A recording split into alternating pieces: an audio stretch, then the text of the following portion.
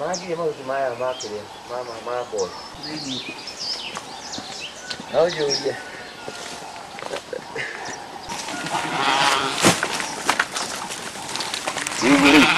yeah. I'm very happy today. Yes. Because this is a great day for me. Yeah. Whichever work is done, whether big or little, Yes. I'm happy about it. Yes. And I'm happy about it, Baba. What were your thoughts when your sons told you that they wanted to start a school? I was very happy because that will give him to my household forever.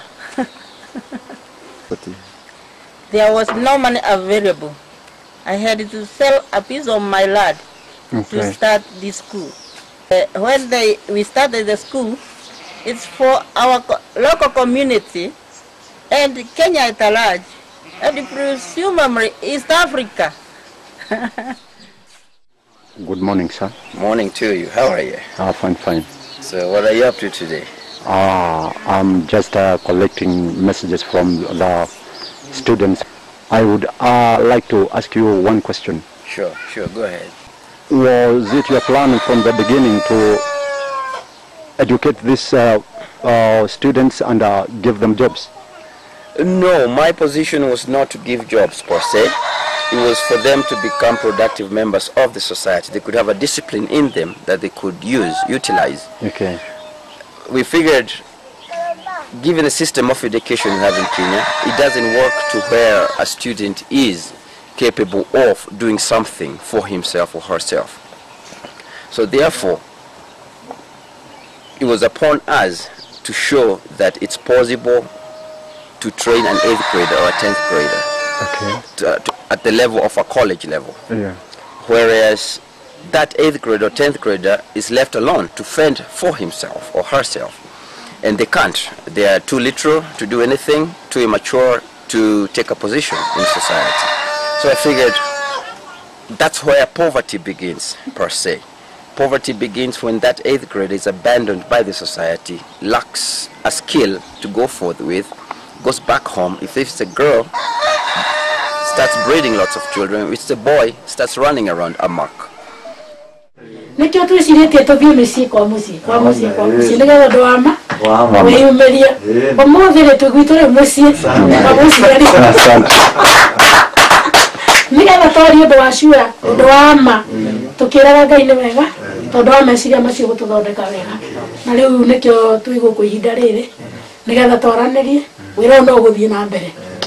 no guthi na mbere ciana no iguthi na mbere igiukaga cukuru na ithithi ni wakanitha ino itu tondu turi okuna tuhonokete na kwina yuthi nyingi amwe ni study 8 na aria angi ni form 4 na ni macio 8 ni marorira na akinya form 4 akwituka wega ringi akaga kothi tukona ni wega matonye thini wa tensi tumane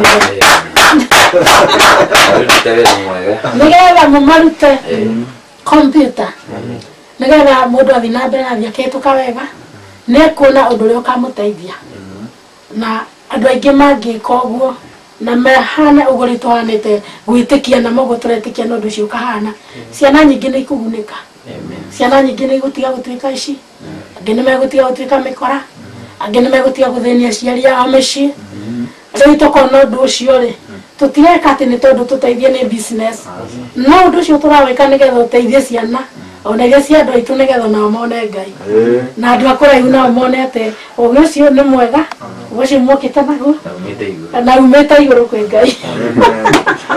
Thank you. Mimi. Na Mido ni wangapi? Na bebe class? Yaki. Kwa darasa hili.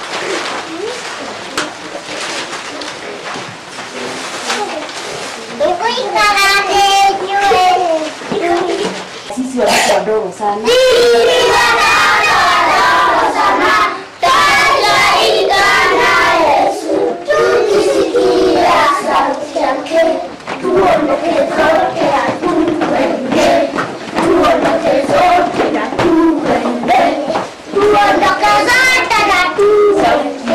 wakati mimi nilikuwa wadogo kama nyinyi, si ndio? Nakumbuka hivyo? Nyinyi mlikuwa kwa kweli? Mimi nilikuwa kidogo kama nyinyi, kama kadhe. Si ndio kadhe? Alafu nikasoma, nikafika shule kubwa. Yenye ninawaambia mkisoma mtaenda, si ndio? Mtakuwa namba 1, si ndio? Alafu nikaenda nikasomea kitu kingine inaitwa computer. Semeni computer. Unajua hiyo ni nini? Nani anajua hiyo ni nini? Moiro. Sisi tunakuwa nayo. Nimekuwa na computer. Ndio nitajidi, si ndio? Nani wengine wanakuwa nayo? Haya, mimi nikaenda nikasomea shule nyingine. Nikaenda nikasomea nini? Shule nyingine. Nataka mtu anisomee hiyo yenye nitaandika hapo, si ndio? Mwenye anajua mkono juu. Nani atanisomea? Goro. TIIT. Semeni TIIT.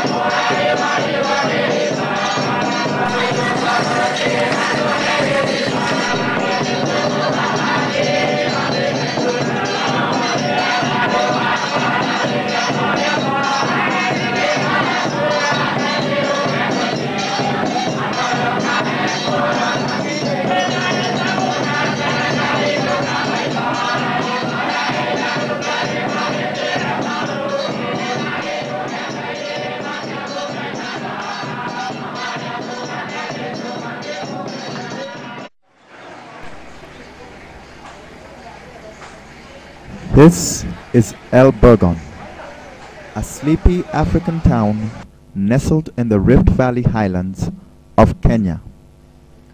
Looking at it now, it would be hard to believe that Elburgon was once Kenya's timber industry capital. Back then, it was surrounded by an impenetrable green rainforest. The valley echoed with the constant buzz of the numerous sawmills that supplied Kenya and the world with an array of timber products. The resulting prosperity of the local economy pulled in thousands of laborers who all made pretty good money. To the imprudent, there seemed to be an inexhaustible supply of timber.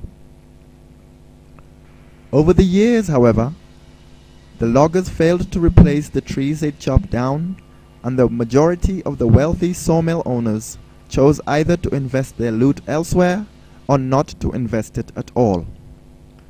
Today, the land on which the forest once stood has been transformed into cornfields.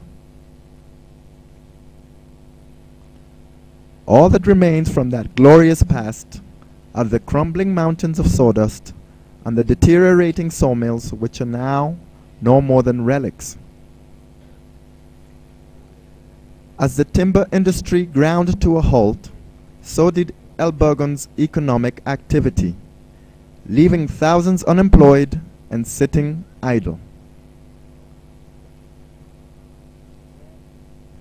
In addition to its woes, Elburgon received yet another blow.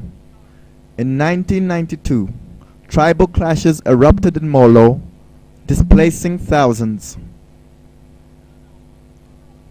A large majority of these homeless were absorbed by this town, still reeling from economic collapse. Well, down. This is Kasarani village.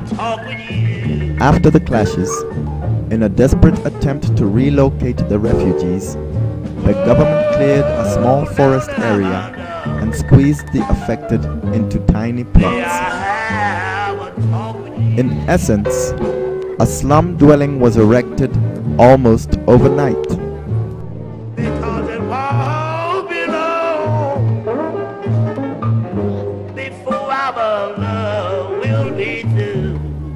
It is in this slum of Kasarani that the TIIT initiative is fully appreciated, as we found out when we followed one of our students home. Her mother gave us some insight into what life is like in a typical African slum.